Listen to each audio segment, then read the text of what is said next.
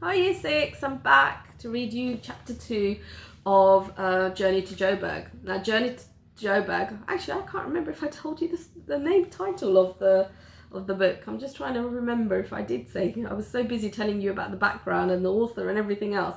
So yes, it's called Journey to Joburg in case I hadn't. And Joburg is just a short way of saying Johannesburg. So I'm reading you the next chapter. Now you may remember, let's think back to what was actually happening. Do you remember what was happening in the first chapter? What were some of the things that we learned? Who were the characters, for instance? What were the names of the characters? Can you remember the main characters? So there was Naledi and Tiro, brother and sister. I don't know if you remember how old Naledi was and how old you might have been able to work out how old Tiro are. So Naledi is 13, Tiro is 9. There's a 4-year age gap. And we learnt that their sister was very unwell. We also learnt that mum lived very far. I don't know if you can remember how far it was. So it was 300 kilometers, and I don't know if you managed to work that out in miles. So she lived extremely far from where they lived, and it's obviously somewhere where they haven't been before. It's the first time, and they decided, because their sister was so unwell, that they're going to try and find her. So this chapter is called The Road. The children walked quickly away from the village. The road was really just a track made by car tires. 2 lines of dusty red earth leading out across the flat, dry grassland. So a lot of the landscape in those kind of rural areas would have been like that, where the earth is extremely dry and arid. You may remember the word arid. We came across it when we did The Village That Vanished.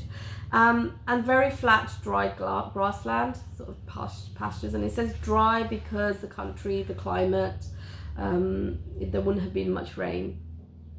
Once at the big tar road, they turned in the direction of the early morning sun, for that was the way to Johannesburg. The steel railway line glinted alongside the road. Now it's quite interesting, isn't it? Turning to the direction of the early morning sun. They're not even using, so they don't have sat-nav. They don't have a mobile phone that tells them where to go. They don't even have a map. They literally have a sense of direction from their surroundings, from using the sun and other things. And so it's really interesting, and that is how people would have lived at that time. The steel railway line glinted alongside the road. If only we had some money to buy tickets for the train. We don't have even 1 cent. So the cent would have been part of their South African currency. And you can look up again something to find out. If you did do a bit of research on South Africa, you would have found out. I think it's rands. I can't remember what their currency was. So if only we had some money to buy tickets for the train. We don't have even 1 cent, Hero sighed. Never mind, we'll get there somehow. Naledi was still confident as they set off eastwards. The tar road burnt their feet. So in countries like South Africa, where you're sort of in the village area, particularly when this story probably was set, the roads wouldn't have been like the roads we're used to. We are so used to having roads we live in London, having roads that have the tar and they're smooth. Even if there's a little pothole or a little bump, people get annoyed by that because we're so used to having the roads kept nicely. But over there, it wouldn't have been like that. So initially, it's just dusty earth. There was actually no proper road. It just happened to be that they're just following the route and the earth. And eventually, where it's more built up, they would have, and there was more cars going that way, they probably would have started to put tar on it. But it's very hot, and on a hot day, it's almost sort of gets really black and hot and almost quite sticky. Let's walk at the side, Tiro suggested. The grass was dry and scratchy, but they were used to it. Now and again, a car or a truck roared by, and then the road was quiet again, and then they were alone. Naledi began to sing the words of her favourite tune, and Tiro was soon joining in. On they walked. Can't we stop and eat? Tiro was beginning to feel sharp stabs of hunger, but Naledi wanted to go on until they reached the top of the long, low hill ahead. Their legs slowed down as they began the walk uphill, their bodies feeling heavy. At last they came to the top and flopped down to rest. Hungrily, they ate their sweet potatoes and drank the water. The air was hot and still. Some birds skimmed lightly across the sky as they gazed down at the long road ahead. It stretched into the distance, between fenced-off fields and dry grass, up to another far-off hill. So you can imagine, I'm already feeling tired just reading the description. So they've already travelled, they've gone on top of a hill, and far in the distance they can see another hill, and this roads and fenced fields everywhere that they're going to have to keep travelling. Come on, we must get on, Naledi insisted, pulling herself up quickly. She could tell that Tiro had already tired, but they couldn't afford to stop for long. The sun had already passed its midday position, and they didn't seem to have travelled very far. On they walked steadily, singing to break the silence. But in the middle of the afternoon, when the road led into a small town, they stopped singing and began to walk a little faster. They were afraid a policeman might stop them because they were strangers. Policemen were dangerous. Even in their village, they knew that. The older children at school had made up a song. Beware that policeman. He'll want to see your pass. He'll say it's not in order. That day may be your last. Grown-ups were always talking about this pass. If you wanted to visit some place, the pass must allow it. If you wanted to change your job, the pass must allow it. It seemed everyone in school knew somebody who had been in trouble over the pass. Naledi and Tiro remembered all too clearly the terrible stories their uncle had told them about a prison farm. One day he had left his pass at home and a policeman had stopped him. That was how he got sent to the prison farm. So every South African of a certain age, 16 years old, had to carry a passbook at all times. And it tells you where, it's sort of named where the place where the person has to live and work, and they weren't allowed to travel beyond that. So freedom was curtailed, was really stopped, limited. And there was this kind of lack of freedom. They couldn't just go off to another area or another place, or just get up and say, oh, we're going to go and visit some other place as a family. And that it was under very, very strict guidelines. And if they didn't have it, we read one of the consequences. You went into these prison farms. So they were really worried that if they came across a policeman, they might get sent somewhere very far.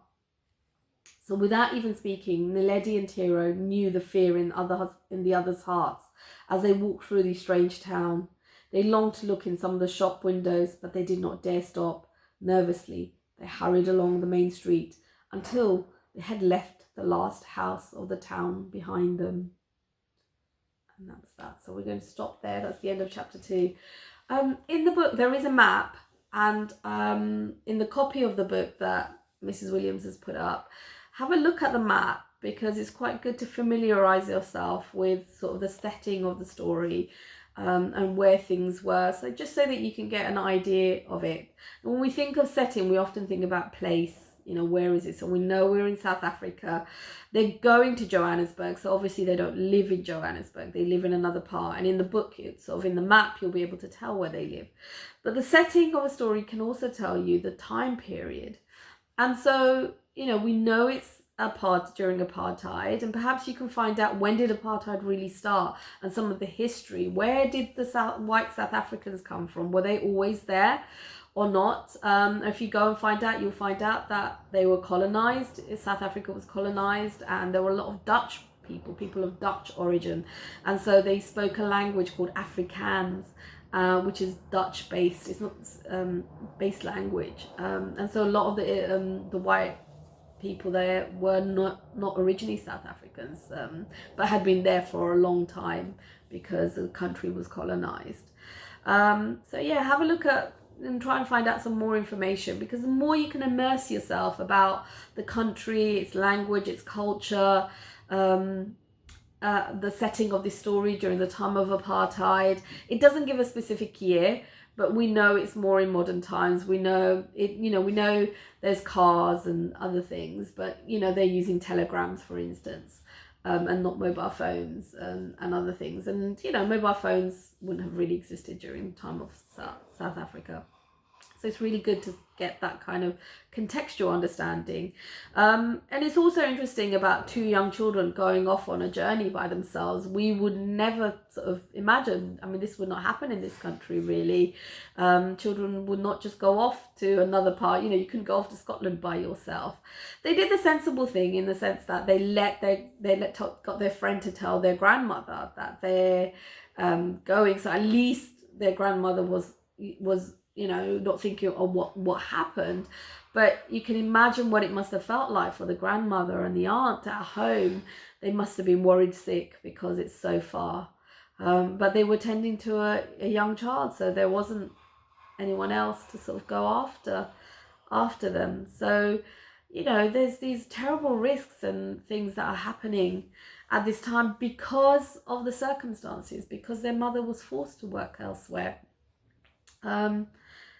Because they didn't have the facilities, they didn't have money, and they didn't have access to money, and the hospital wasn't near. And so there were a lot of things that were against people. And I think this is what Beverly Nadir was really trying to highlight in the book, is all those rights of children and families taken away, and the impact it would have had over something as simple as a child getting ill. I mean, in this country, if you got ill, or I got ill, or your siblings got ill, your brothers and sisters, it's so easy. We just go to the hospital. I mean, we're feeling a little difficulty right now because of lockdown, but normally, under normal circumstances, you go GP, you go hospital. We don't have to worry about these things. But people in South Africa, the Black Africans, would have had to worry about just simple things like this: access to health, access to schooling, all of those things. And so you can see how the rights have really been affected. And unfortunately, this is still the case. There are children like this in other parts of the world who are walking really far to school, who don't have access to books, who don't have access to healthcare. And so, we have to really understand and be grateful for the kind of situation we're in right now, despite it being really difficult with lockdown and everything else. And just, be aware that actually there are many, many parts of the world where people's lives are not easy. It's very, very difficult, whether that's because they're living under regimes or, strict conditions, or just mainly because poverty, really. Most of the world, people are very poor. So yeah, it's just worth thinking about. Anyway, I will see you for tomorrow for the next session where I read the 3rd chapter. But have a great day, and I'll see you tomorrow. So take care.